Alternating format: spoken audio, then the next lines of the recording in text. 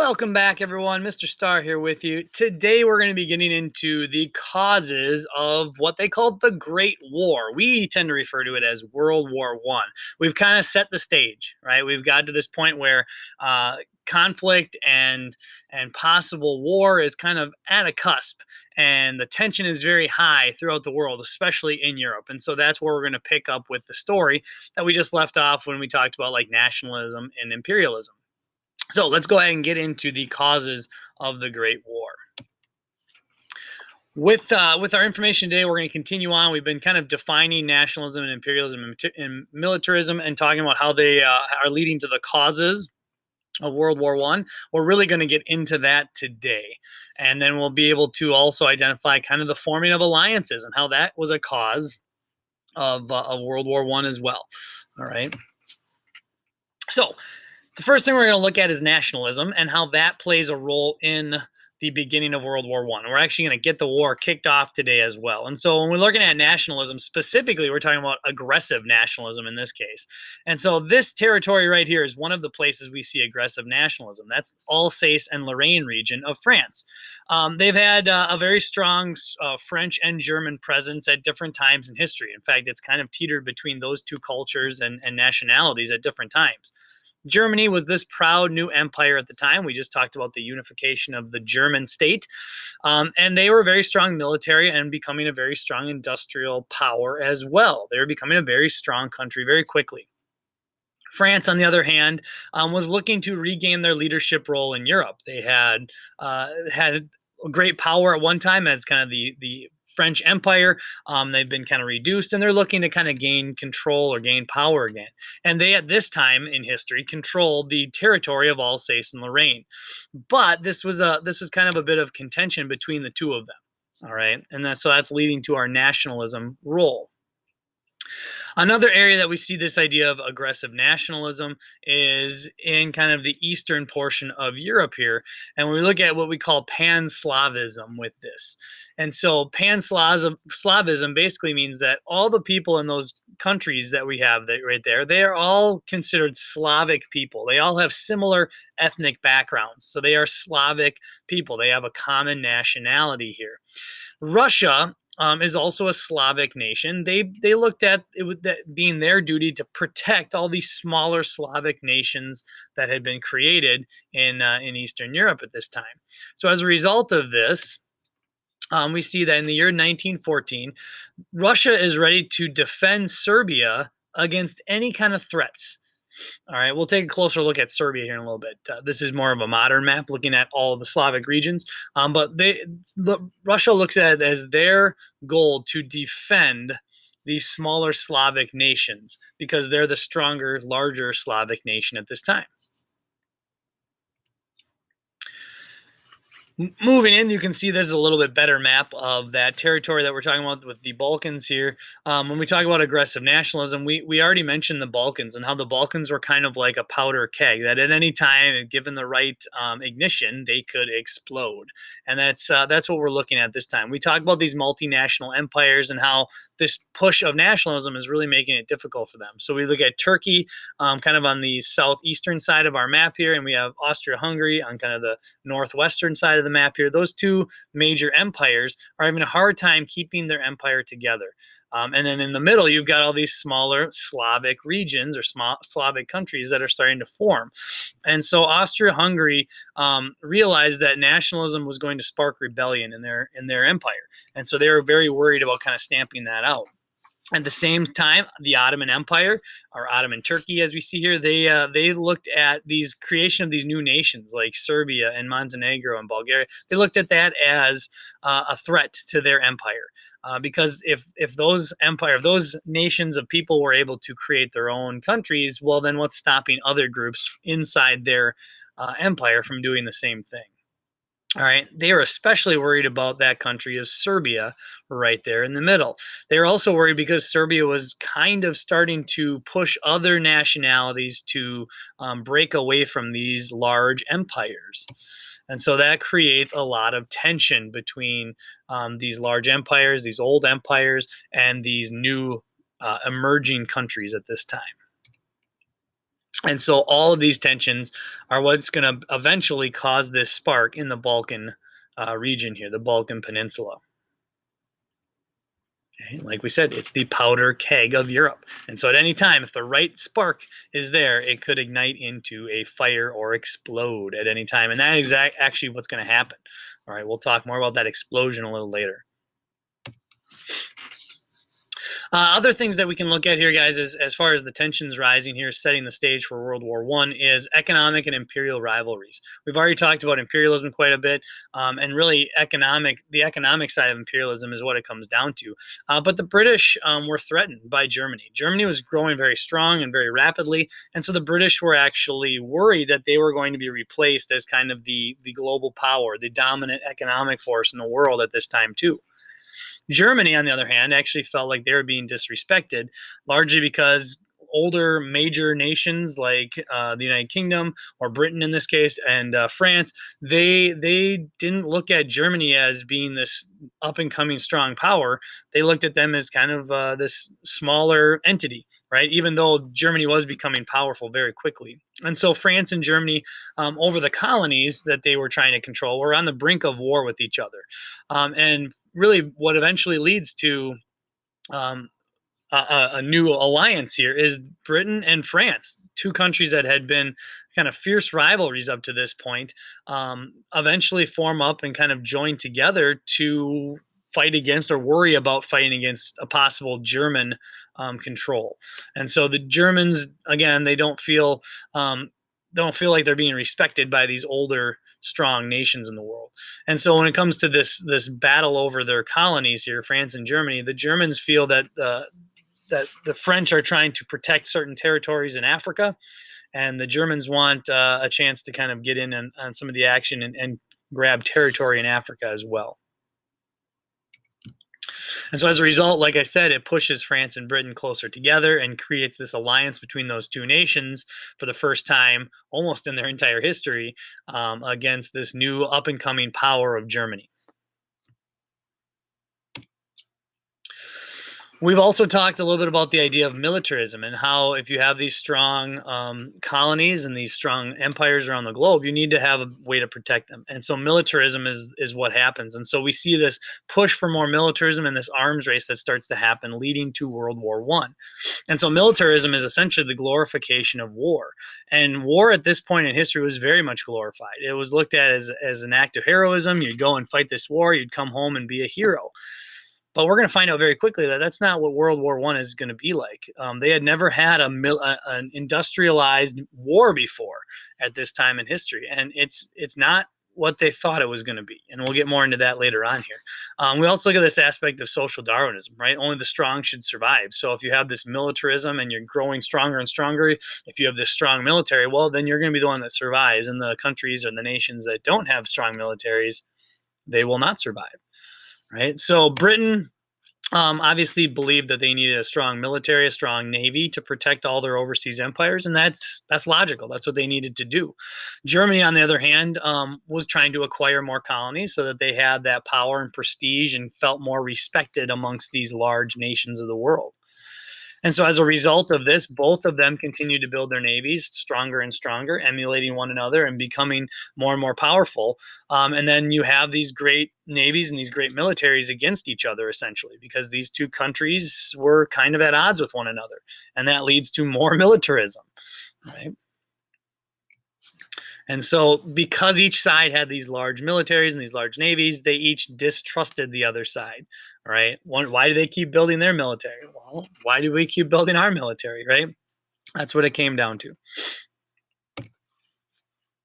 That ship right there is the Dreadnought. That is the first, basically steam-powered naval ship, and that was the one that was originally created by the British, and it became the Dreadnought class. So they had a number of them, and that'll become kind of the standard that we'll see as we move into World War I. Here is these steam-powered ships and industrialized warfare, changing the shape of war quite a bit. Another aspect we get into that really sets the stage for this all-out European war that eventually leads to everyone in the world is alliances, and this idea of this tangle of alliances. When you have multiple countries joining together, it becomes a mess, right? And that's what we kind of get to here. And so we have two sides to this. The first one is the Central Powers. All right, when we look at the Central Powers, they're formed basically. A lot of the reason is because of the Franco-Prussian War, right? We have to remember back to the first part of this unit when we talked about the idea that France went to war against Austria, at least they thought they were, and then the Prussians came out of nowhere and attacked them, and it was actually Prussia that engineered the entire thing. Well, France felt like they were humiliated for what happened. They didn't even know who they were fighting. They had the floor wiped with them, and they lost this war very quickly, right? The Prussians were a very strong military at this time. And so the Germans feared that the French would eventually retaliate against the Germans. Remember, Prussia is essentially Germany now, right? And so the Germans were afraid that the French were going to retaliate for this humiliating loss that they had. And so because of that, they created what they called the Triple Alliance, and that happened in the year 1881. So Austria-Hungary, Italy, and Germany all formed together to create the Triple Alliance. Those three countries, if anything ever happened, if war was declared on one of those countries, all three of those countries would go to war together and they would become the Central Powers. All right, largely because if you look at the map, Austria Hungary, Germany, and Italy are all kind of resting in the center of Europe. All right, so they were worried about issues on their east and west sides. And so they wanted to have that strong core together. All right. Now the other side had this as well. You can see our central powers there, right? Germany, Austria, Hungary, and then Italy. And we'll talk about why Italy is a different color here in a minute. Okay. Adding to this tangle of alliances, we have the opposite side. We have the Allies, right? The Allies in 1894, we start to see them coming together. And so France and Russia signed an alliance in 1894 that basically said if war were declared on France or Russia, that they would each come to each other's aid. All right. Now that's really important for Germany and France and Russia because Germany is stuck in the middle. Right, and so that's a big deal. That's why Germany sought to gain allies with Austria, Hungary, and Italy. Right? They felt they needed extra force in case something were to happen on either front. In 1904, France and Britain signed an entente, which is just an alliance, French term for an alliance. So those two nations joined together as well. And then 3 years later, Britain and Russia also signed an alliance or an entente together. And so you can see those red nations there on the map, those red countries are kind of on one side. They're called the Allies. This actual alliance here between Britain, France, and Russia was called the Triple Entente. And if anything happened, if war were declared on any of those nations, all of them would come together and form the Allies, and they would have each other's back. They would fight with each other against whoever declared war. You can see there's a couple other smaller nations in there too. You've got Belgium, you've got Serbia and Montenegro as well, and that's because Russia is there to defend Serbia and Montenegro. Britain is there to defend Belgium. Okay. Oh, going back, Italy is a different color because eventually Italy is going to realize that they don't want to be a part of the Central Powers. They don't want to be a part of the German Austro-Hungarian alliance. And so they actually end up leaving that alliance later on in the year 1915. So actually, after the war starts, they leave the alliance. All right. So we'll talk more about that as the war gets going. So, like I said before, all we need is a spark to actually start this war. And so we're going to get that spark with this man right here. That man's name is Gavrilo Princip. And Princip was a member of a terrorist group known as the Black Hand, which I know sounds a lot like a comic book, but he was a member of the Black Hand. And their goal was to try to organize all the people of kind of the southern Slavic nations into one large nation together. They wanted to join those Slavic people together over time. And so this spark that we're going to get here is they decide that Archduke Ferdinand, who is the Archduke of Austria-Hungary, needs to go. All right, they're worried that his politics is going to undermine their attempt to unify all the Slavic people, and so he actually ends up making a trip to Serbia. And so the Archduke Franz Ferdinand and his wife there make this trip to Serbia, and in that trip, he decides that he knows that nationalism is a huge threat to Austria-Hungary, but he anticipates that he's going to have to make concessions, and the concessions that he's going to make is he's going to allow Serbia to exist on its own, and basically talk about the idea of sovereignty for those Slavic people. If they want to leave the Austrian-Hungarian Empire, they're going to allow that to happen. All right. Now, Archduke Franz Ferdinand was not the king of Austria-Hungary, but he was basically the guy who was next in line to become king. All right. And so when we look at this, the Serbians see that him making these concessions and allowing the people to leave and form their own countries is actually going to undermine the goal of the Black Hand, which the goal is to unite all the Slavic people into one country. And so they're worried that this is going to weaken their movement.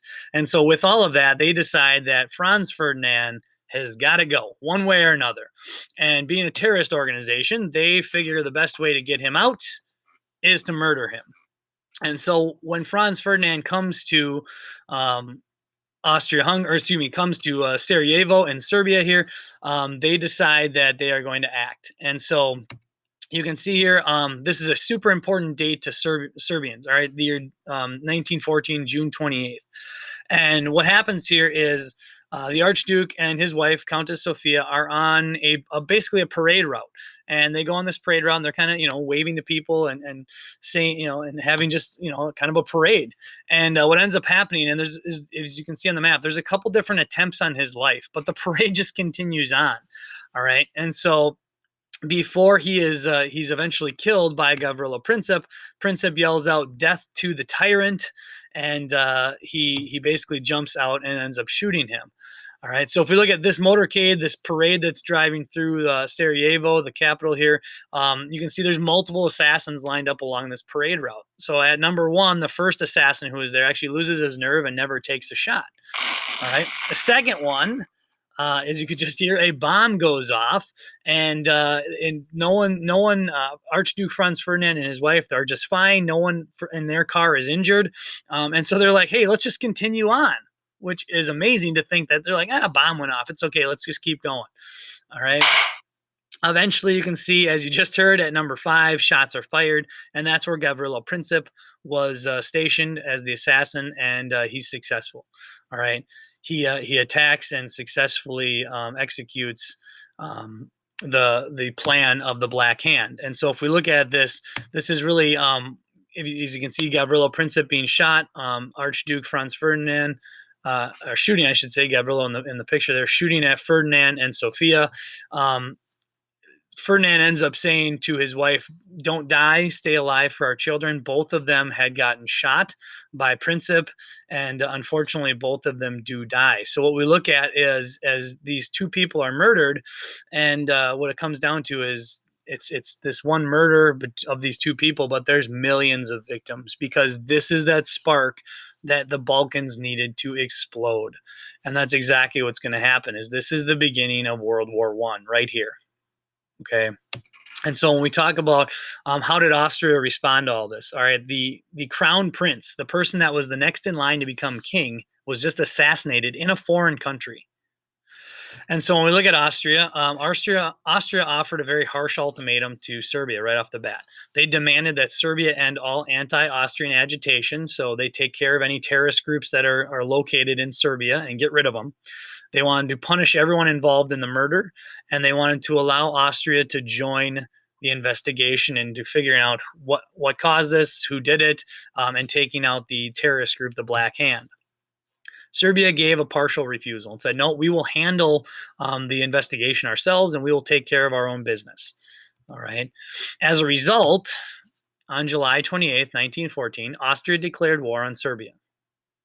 All right. And that kicks off this chain of events that we see that happens here. Okay. This cascading effect, as we just called it here. And so here's this cascading effect. You need to know this. All right. So after Austria declares war on Serbia, Germany supports Austria because, again, they're in an alliance with each other. Right. The Central Powers is what they'll become. Serbia asks Russia to help them. And so Russia talks to Austria and says, "Hey, you need to soften your stance on what you've done here. All right, let Serbia deal with the investigation on their own." Austria decides that they are not going to back down. And so what happens next is Russia begins to mobilize their army. They have not declared war yet, but they are mobilizing their army. They're a large country. It takes a long time for them to get prepared to go to war. So what happens? Germany declares war on Russia. They see the writing on the wall. So we have Austria has declared war on Serbia. Germany has now declared war on Russia. Russia appeals to France and says, "Hey, we're in this alliance. If we're going to war, we need your help." And so what happens is Germany tells France, "Stay out of it." You know how Germany and France get along at this point. France hates Germany. They want revenge. And so France refuses, and Germany declares war on France. So now we have Austria declaring war against Serbia, we have Germany declaring war against Russia, and Germany declaring war against France. And so we are kind of basically in this now, right? We've got a number of our major players involved here. There's only a couple countries that aren't, right? We talked about Italy. They're not really going to get involved here. And Britain is not involved yet either. So Germany realizes that they need a plan. They are now face a war on two fronts. They have a war on both sides of their country, the East Front and the West Front at the same time. They have to fight the Russians, and they're going to have to fight the French. And so one of their field generals puts together a plan, and his name is Alfred von Schlieffen. And Schlieffen comes up with a plan of attack for Germany. And so their plan is, number one, Italy's going to stay neutral at this time. They aren't going to join the Central Powers. Britain decided that they're going to stay neutral. They're not going to join the Allies at this point. And they have the ability to do that. They're not really connected to either of what's going on at this point. And so their plan is those two countries are going to stay neutral. And so as long as they stay neutral, Germany is worried about a war on both fronts, the East and the West at the same time. And so what the Schlieffen plan does is it sets up this plan that says that because Russia is such a large country, and they're not really as advanced as the others, Germany, France, and the United Kingdom or Britain at this time, that they're going to be slow to mobilize their army and get it going for their actual war effort. And so because they're slow, Germany is going to put all of their forces on the Western Front and defeat France first. Defeat France as quick as possible, so then they can shift all of their military to the Eastern Front and then take on and fight Russia. Okay, it's a good plan. It works really well on paper, for sure. There it is, right? Let's get in there. Let's take out France right away, and then we'll head back and we will take out Russia. Okay, great plan. The plan, though, that they created, as you can see here, required that they march their military from Germany through Holland, Belgium, and Luxembourg instead of going right into France, because France had fortified the French-German border. All right. And so on August 3rd, 1914, Germany invaded Belgium so that they could march their army to Paris and take over France. The problem with that was there was a secret alliance between Britain and Belgium. Britain had created a treaty with Belgium that they would protect Belgium's neutrality at all costs. And so when Germany entered Belgium, they activated that secret alliance, and Britain declared war on Germany. All right, thus destroying the Schlieffen plan, because part of the plan was that Britain would stay out of the war. So that has now kicked off World War I, ladies and gentlemen. We'll talk more about World War I, the actual what happens next phase here, a little bit more in the next couple of days. All right, so you don't necessarily need to write this and turn it in, but I think you should be able to kind of figure out what are kind of the causes of the Great War. What did it come down to, right? We've talked about a number of those things that led to this inevitable war between all these world powers, these European powers. Was it inevitable or was it avoidable based on kind of those I can statements, right? Based on militarism, based on the idea of aggressive nationalism, based on the idea of kind of the conflict between these sides. Was it inevitable? All right. So, ladies and gentlemen, if you have any questions based on our notes today, make sure you go ahead and ask your teacher. We'll see you again soon.